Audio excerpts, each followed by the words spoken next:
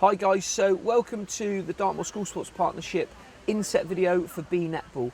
Now you may or may not be aware there's two different types of B netball that we can play. There's flyer and there's stinger. So I'm going to talk about flyer quickly, which is a years 3 and 4 version.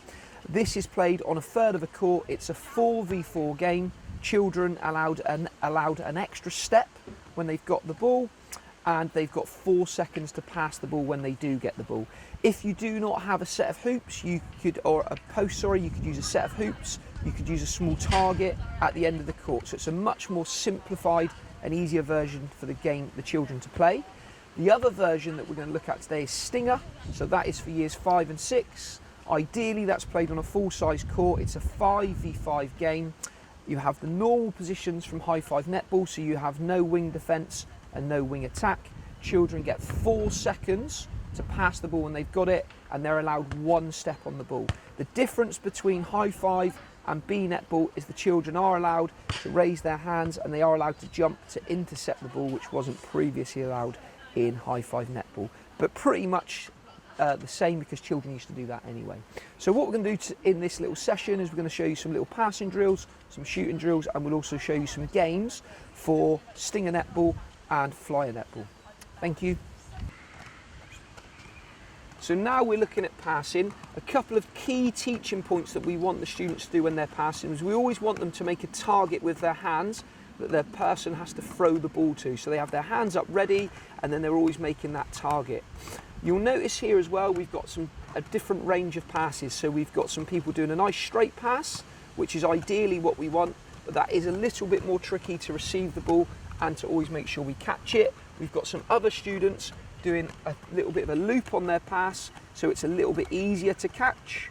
And we've also got some students who are doing an underarm throw.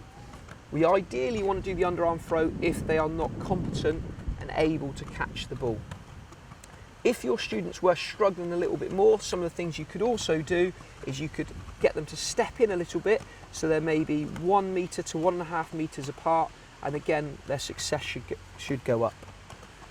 Can we now introduce the step, girls? So now we've introduced the step into their pass, so this will allow them to be a little bit more accurate and get a little bit more power on their pass as well. Again, we've got a variation of different throwing types. We've got straight throws, we've got underarm throws, and we've got throws that have a slightly bigger arc on it, which makes it easier to catch and receive.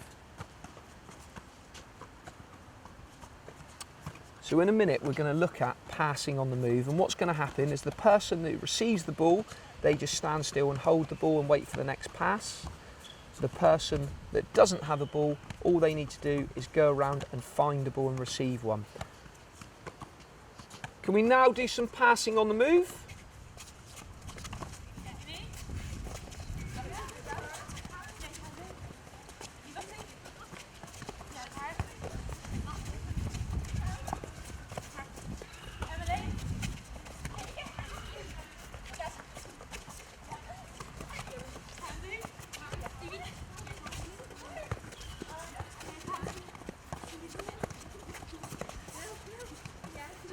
So the player, when they receive the ball, they simply stand still, and then when they pass the ball off again, they move around and try and receive a new ball.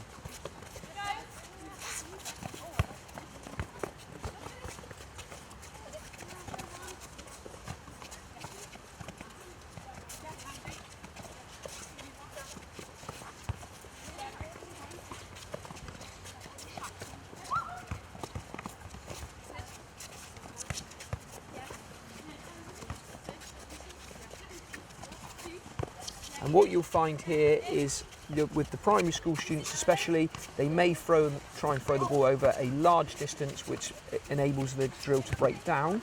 So what we want them to do is to try and throw the ball over a short distance.